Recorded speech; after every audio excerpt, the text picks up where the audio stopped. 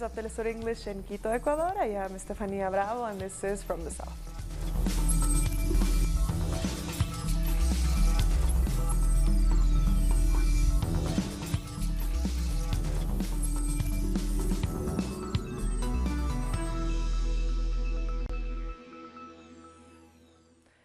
We start with news from the Brazilian Supreme Court, who have set a date in September to weigh in on the appeal of former President Luiz Inacio Lula da Silva. The 11 members of the court will rule on his plea by electronic vote between September 7th and 13th. Lula has asked to be released to join the campaign for the presidential election set for October 7th. He is leading the polls by a long stretch despite not being able to campaign or take part in the presidential debates. Saludos, la vicepresidenta de la Comisión de Derechos Humanos de la... The Vice President of the Commission for Human Rights for the UN, Sarah Cleveland, reaffirmed the request for Luiz Inacio Lula da Silva to participate in the presidential elections. The registration for the candidacy was held in Brasilia on August 15. Now, the Electoral Tribunal will have to decide if the former president will be able to participate or not.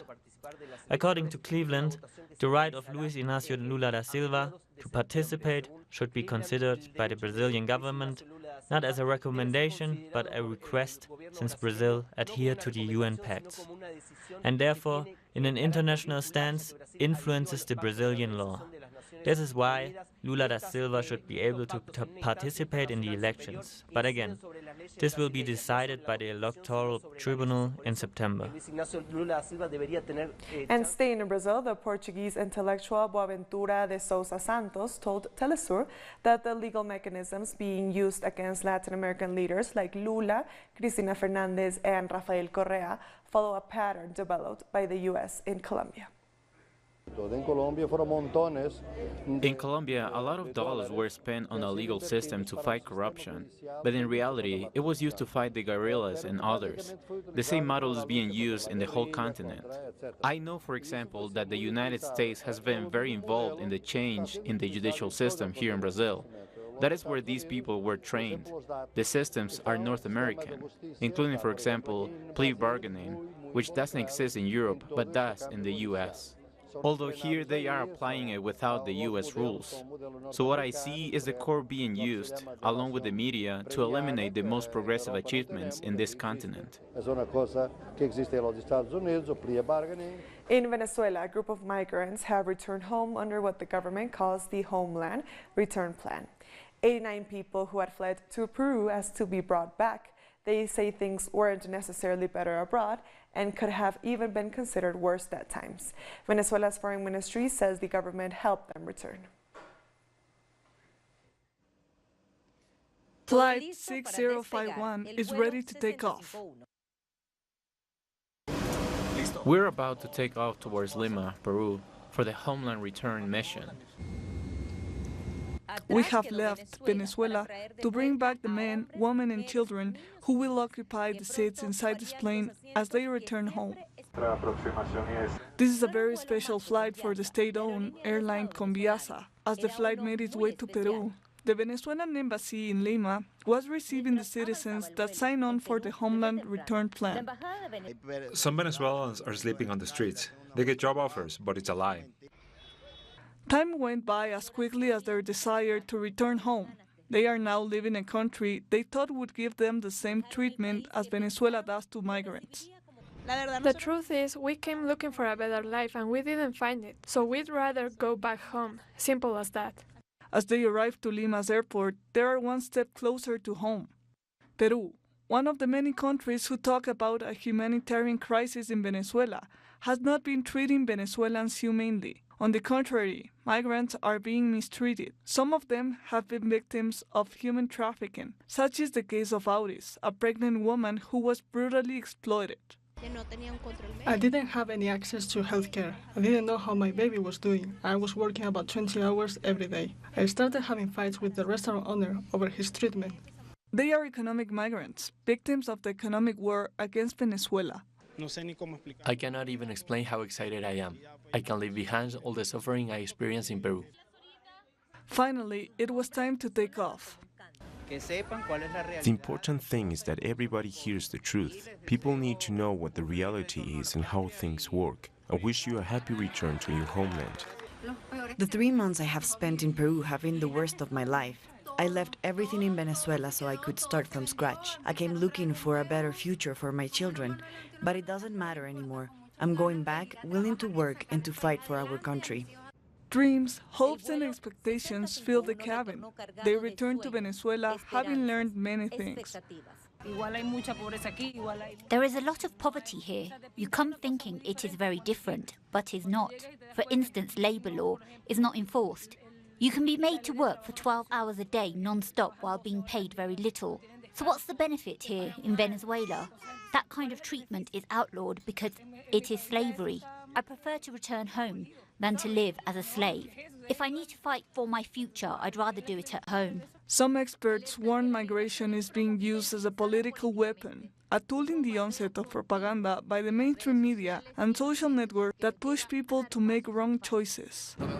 I made a bad decision because of the economic war, because of this ongoing narrative saying there is no future in Venezuela. And so, when you listen to this in and day out, you make the wrong decision and leave your country without any consideration for what awaits.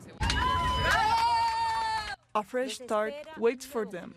The new economic recovery provides new possibilities for all of those who decided to leave the country.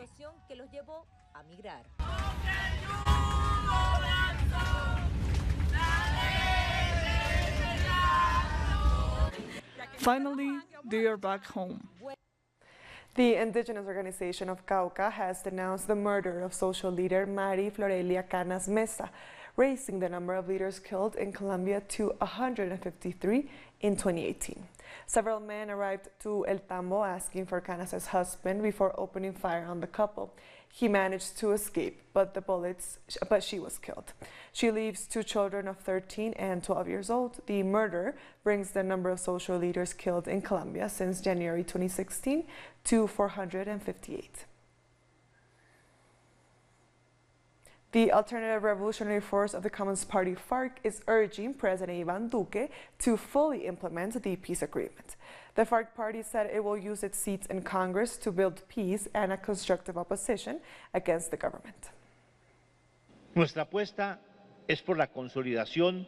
We wait for peace, a total and integrated peace and national reconciliation in the framework of a new way of policies that includes all people. Duque's program is not linked to the needs of most Colombians. On the contrary, it's aimed to ignore fundamental aspects of the peace agreements, such as political participation, violating the commitments made by the Colombian state. Supporters of the anti-corruption referendum in Colombia are challenging Sunday's results. Former Senator Claudia Lopez says the National Civil Registry failed to report on the total number of voters and ballots. According to Lopez, this violates the law, and it's for that reason the results will have to be annulled. People voted yes in all 7 questions, but the referendum failed to meet the minimum number of votes for it to be valid. Mexican President-elect Andrés Manuel Lopez Obrador has met with Guatemala's President Jimmy Morales. He stressed that the unity of the countries of North America and Central America can be achieved in order to confront the problem of migration by developing the skill of the people. Lopez Obrador said it was very important to promote the development of Mexico and Guatemala. He said job creation was of chief importance. Morales, at his visit to Mexico, intended to strengthen the bonds of friendship. He said Mexico and Guatemala have many things in common. To not see the phenomenon of migration as a matter of militarization of borders, but to deal with it from its causes. Above all, to be able to offer better work and life conditions for the people so they don't feel obliged to migrate, so that migration is optional and not compulsory. Because in reality, we have so many things in common and we share so much culture that I think that if we strengthen from those parts equal rights and complementing ourselves from the differences that we have, we'll be able to together solve many other problems, to be able to defeat more challenges than those we already have. vencer muchos más retos de los que tenemos. And the United States and Mexico were able to negotiate an introductory NAFTA agreement. Leaders of both countries described the talks as intense. The latest chapter in the negotiations of the North American Free Trade Agreement has come to a close. Canada was left out of the talks. According to the officials present, representatives from Mexico's incoming government were in attendance. I am convinced that we collaborate with various economic sectors and industries. This will aid development. The incoming government of Andrés Manuel Lopez Obrador will come to power in less than 4 months, so its representatives joined the talks. The new foreign minister explained just how much there is to discuss. Especially in the Mexican energy sector, the labor and wage conditions of our workers, and the maintenance of space for conflict solving. In a press conference, Donald Trump assured that the end is near for the North American Free Trade Agreement. He said he would change its name because it brings back bad memories to the American people. Where both with Canada and with Mexico, I will terminate the existing deal. When that happens, I can't quite tell you. It depends on what the timetable is with Congress. Unlike Trump, President-elect of Mexico insisted that the negotiations should include Canada. It matters that Canada is involved for the North American Free Trade Agreement to sustain it. The general consensus is that representatives of all 3 countries should meet to negotiate a new agreement. We'll be back very soon. Stay with us.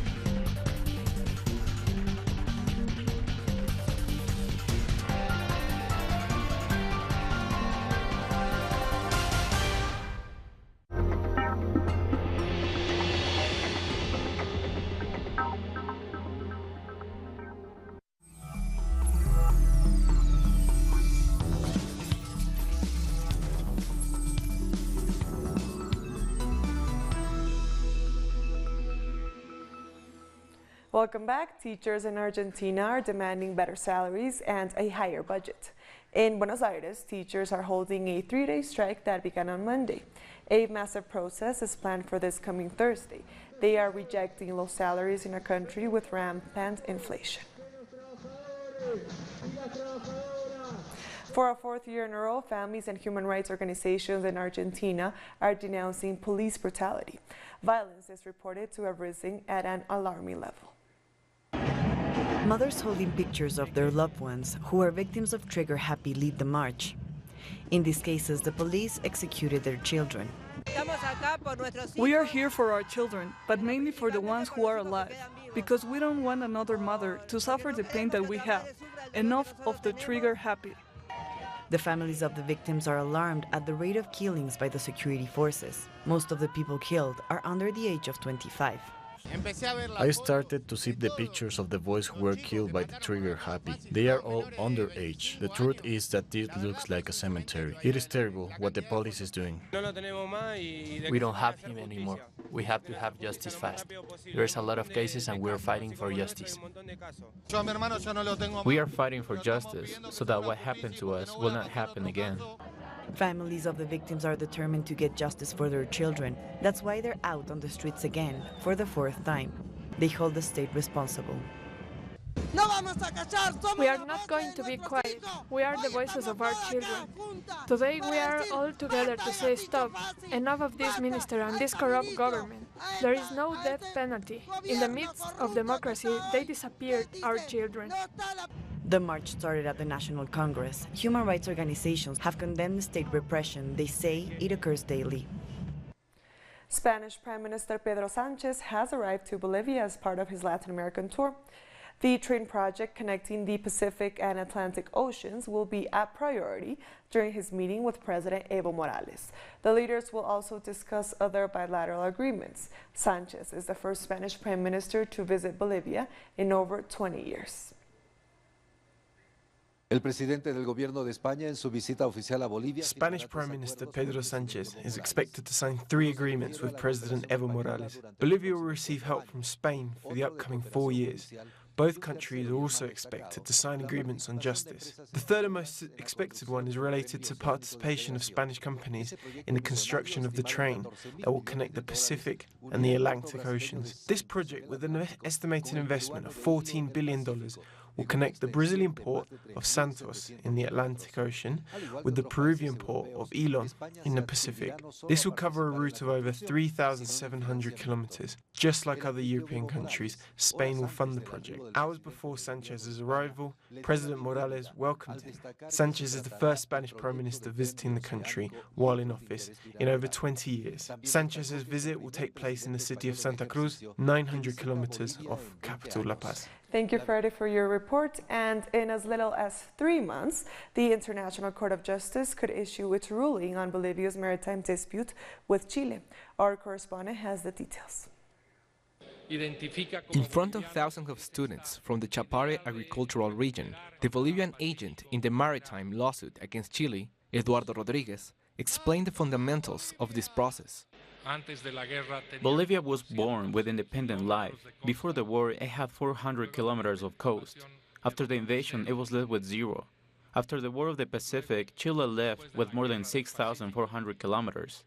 A distance higher than that between the Haya, Holland, and New York to the United Nations. You realize that with the extension, one can fly in an airplane to 900 kilometers per hour, and it can take more than 7 hours on its coast. In 1879, Chile annexed 120,000 kilometers of the Bolivian territory that connected the country with the Pacific Sea, of which 400 kilometers were coast.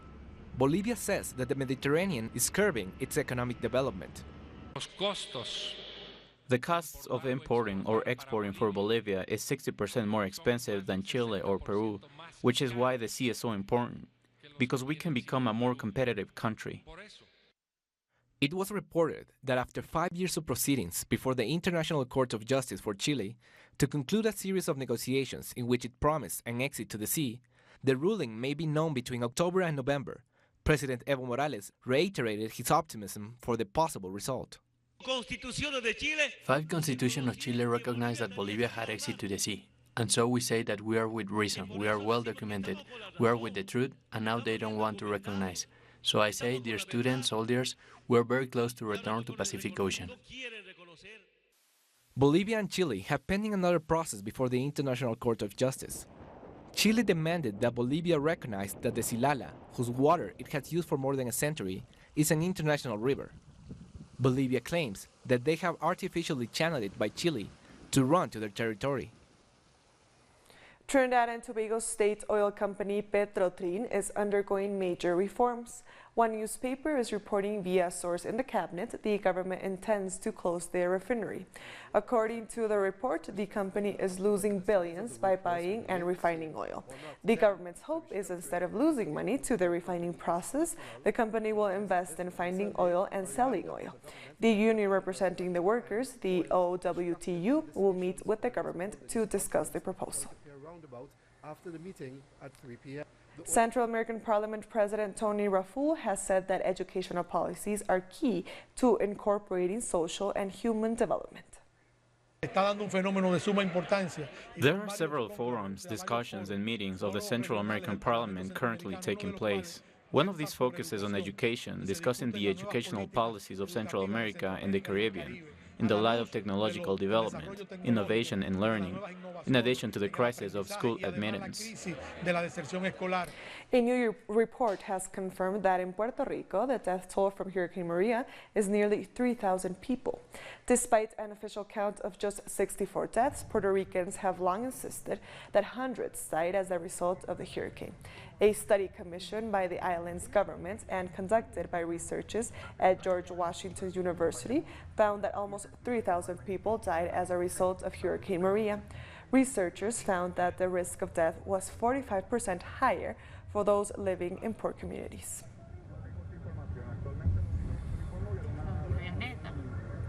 The U.S. blockade against Cuba has cost the Caribbean island roughly $135 billion.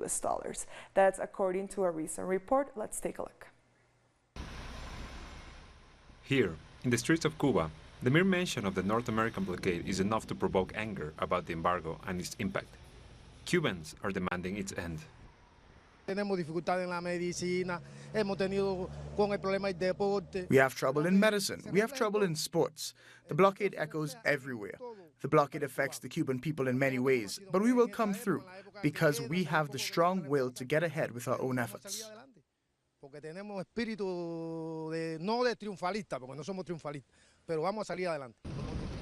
Washington has also issued a travel alert advising U.S. citizens to reconsider flying to Cuba. That, however, has not stopped these tourists from visiting Havana. I love the opportunity to be able to come. It's been on a bucket list of mine for years, and I just relish this opportunity to be here. I feel safe. I feel fine. The people were very nice. Very safe, very fun, lots of culture. I would come back again. The U.S. State Department has even attempted to reduce their diplomats' stay in Cuba to just 1 year. International analyst Santiago Perez views all these moves as strategies to maintain the blockade. Former Deputy Secretary of State Jordan Knight just published an article that says that his administration lies about 6 to 7 times a day, and I think that his so-called sonic attacks is an elaborated lie that seeks to dismantle the links that have been forged with the Obama administration.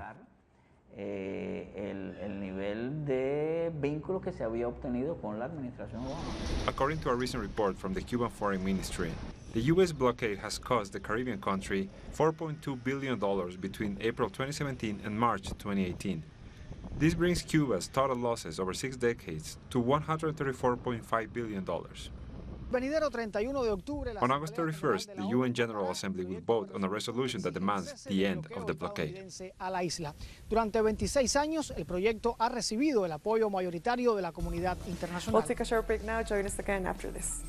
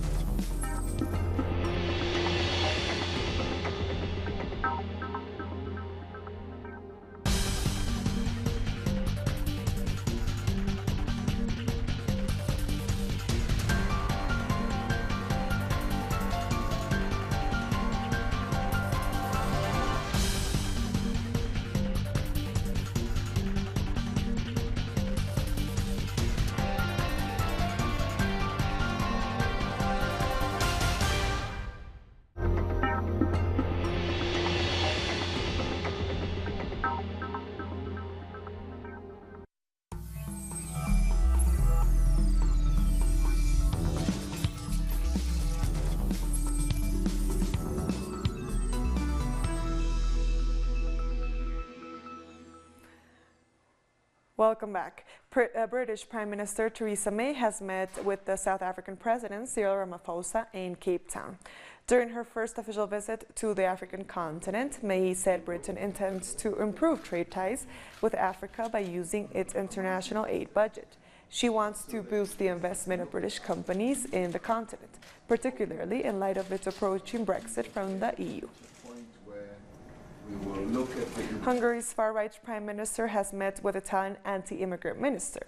Hungarian Prime Minister Viktor Orban was greeted by Italy's Interior Minister Matteo Salvini in Milan to discuss the migration crisis. Salvini came as a head of the far-right League Party, not in his role as a minister. At the news conference, Orban said Europe's security depends on Salvini and called for a new European Commission and Parliament dedicated to the protection of borders. The annual Notting Hill Carnival brought color and music to a rainy and grey London. This year, the West Indian-style carnival has added significance, since this is the second carnival after the Grenfell Tower disaster of last year, and the first since the Windrush scandal of earlier this year. As has become the new custom, a minute of silence was held for the victims of Grenfell, since its ruins form part of the parade route. Notting Hill Carnival began in 1966 by West Indian migrants to London. It has since become a fixture of the London cultural calendar. South Sudan's opposition leader Riek Machar has refused to sign the latest draft of a peace deal with the government. The ceasefire and power-sharing agreement was reported as being a breakthrough. The peace deal was meant to put an end to a conflict that has killed tens of thousands of people. Opposition groups are now demanding more guarantees from the government.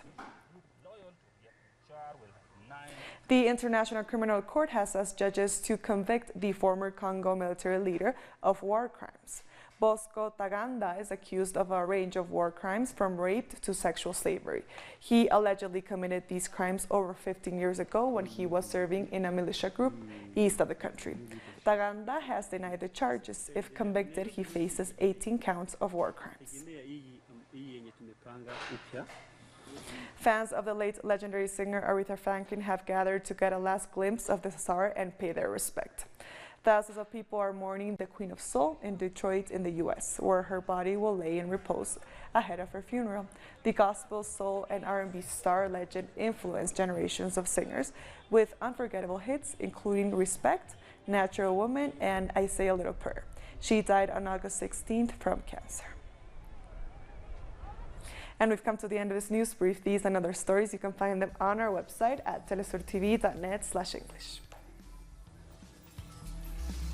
And join us on social media, Facebook, Twitter, and Instagram. For Telesur English, I am Estefania Bravo. Thank you for watching.